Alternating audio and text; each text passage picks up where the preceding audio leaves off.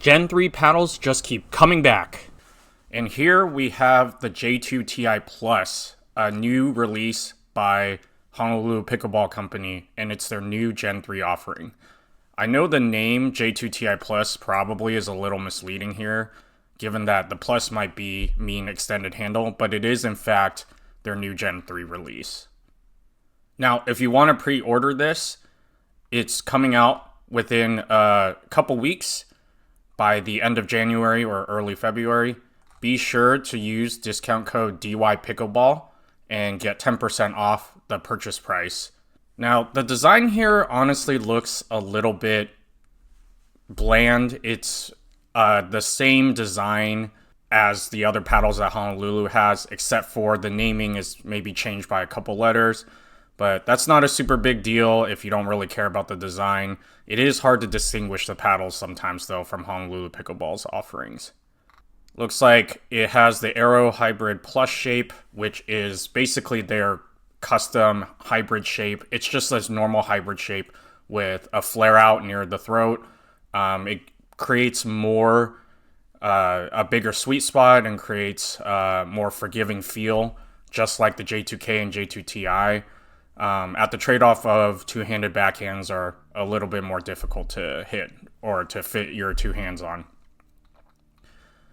Taking a look at the stats, it looks like the average weight is about the same as the J2K and J2TI range. The swing weight looks to be a little bit higher, and I wonder if it's because of the new core that they're putting into this paddle. I believe the J2K averages about 113, so this is maybe on a little bit higher than the J2K, but probably not too noticeable. And the twist weight is in the 7 ranges, which is basically the same as the J2K and J2TI. So probably won't feel too much of a difference, but it'll be at least as good. And this is in fact a Gen 3 paddle. Honolulu is choosing to call it floating core. I suspect this is the same as Yola's propulsion core and all the other manufacturers like Rhombus and so on, just building Gen 3s. They all call them different things, but I suspect that this is the same technology where you have foam in the core, and the foam can really help with deflecting the ball off of the paddle, which adds a lot of power, and then the foam also helps with the sweet spot being manageable.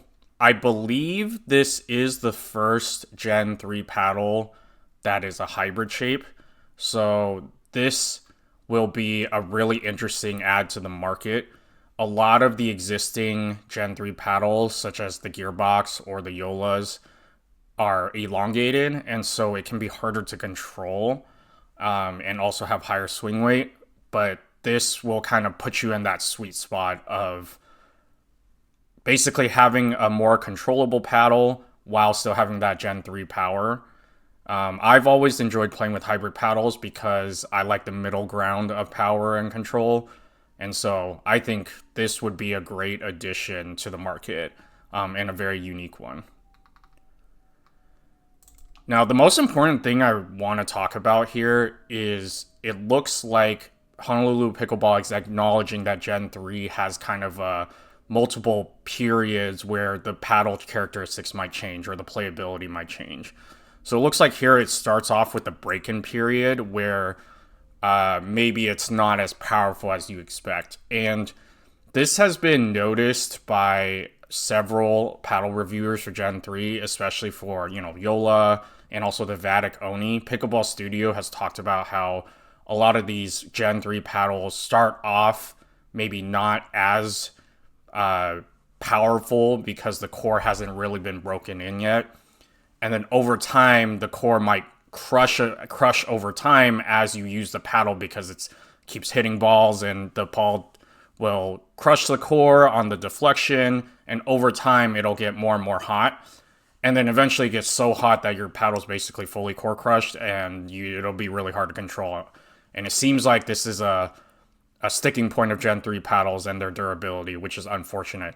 But here, I really like how Honolulu Pickleball at least discloses that and acknowledges it, that this paddle will probably have a break-in period and then a normal operating range where you'll probably have just the right amount of power.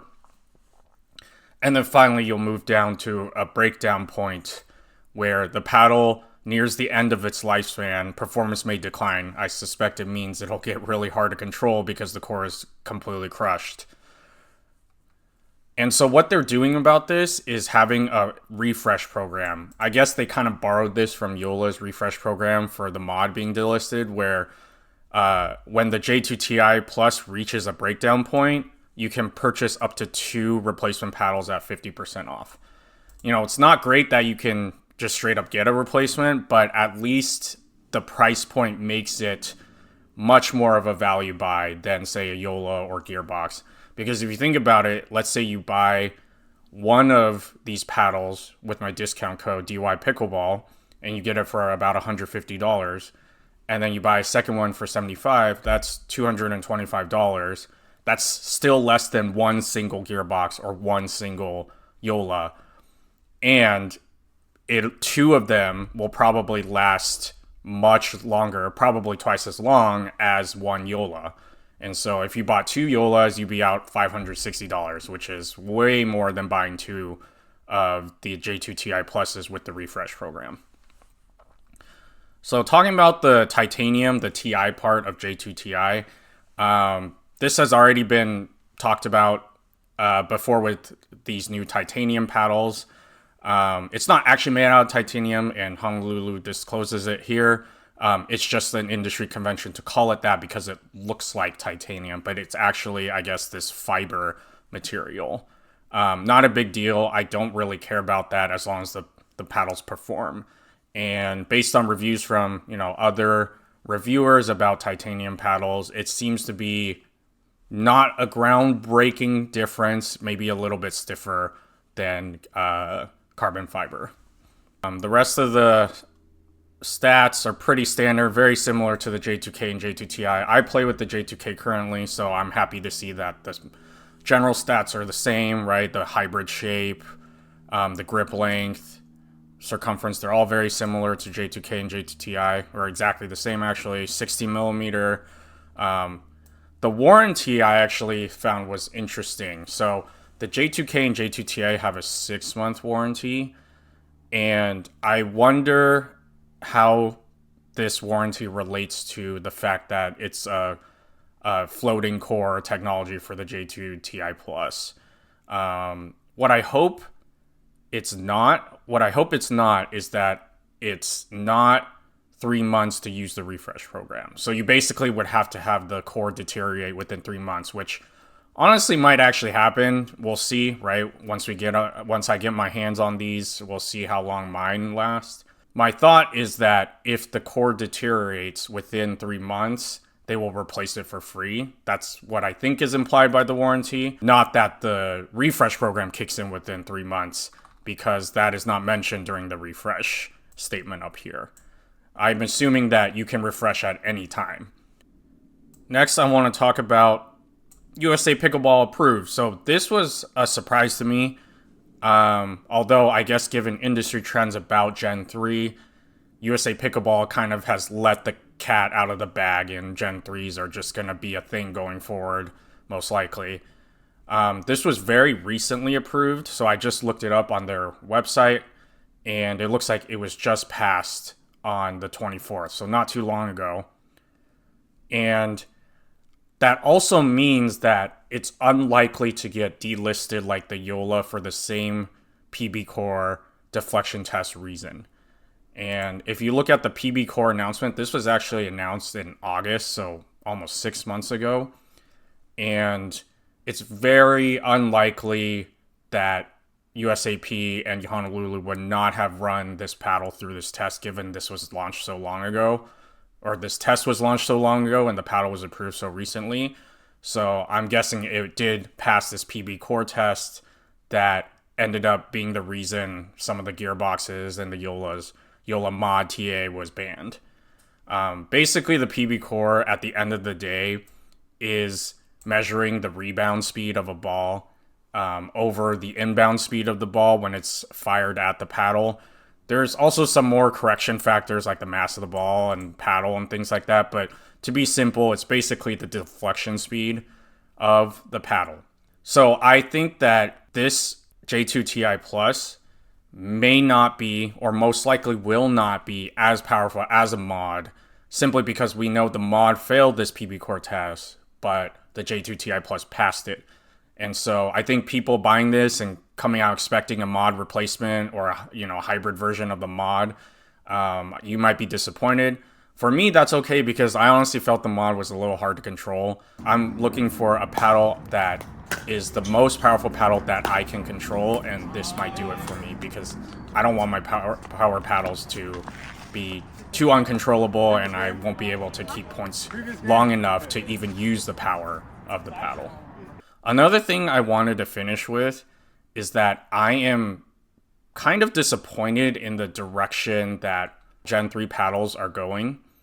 I really think that while it's really cool that Honolulu Pickleball is doing a refresh program and disclosing paddles breaking down, paddles with Gen 3 cores breaking down, I think that it's really disappointing to see in the industry go this direction where we're making less durable paddles in order to achieve strong paddle performance or technology or new technology. This is because I think that paddles are already wearing off really fast in pickleball, and it causes people to have to spend hundreds of dollars every few months just to make sure that they're playing with good equipment. And the direction we're going is basically saying, hey, these Gen 3 cores, if you want the best performing paddles on the market, you're going to have to buy new ones every 3 months or even worse. And they'll change in characteristics. So if you don't like the characteristics over time, you should just buy another one. And I really don't like the direction we're going in that industry because it means that people who don't have the financial means to play pickleball with the best paddle because they can't afford the best paddle just breaking on them every few months, that really limits the growth of the sport. And I don't like the direction that the paddle technology is going right now. But I do think that for Honolulu, I at least respect that they are willing to refresh the paddle on a discounted rate. I think that's much better than some of the other manufacturers such as YOLO or Gearbox. If you enjoyed this content, please consider giving me a like and subscribe to this channel. I will definitely get my hands on this paddle and play test it, so subscribe for a follow-up review. I really appreciate it. Thank you, everyone, and happy pickleball playing.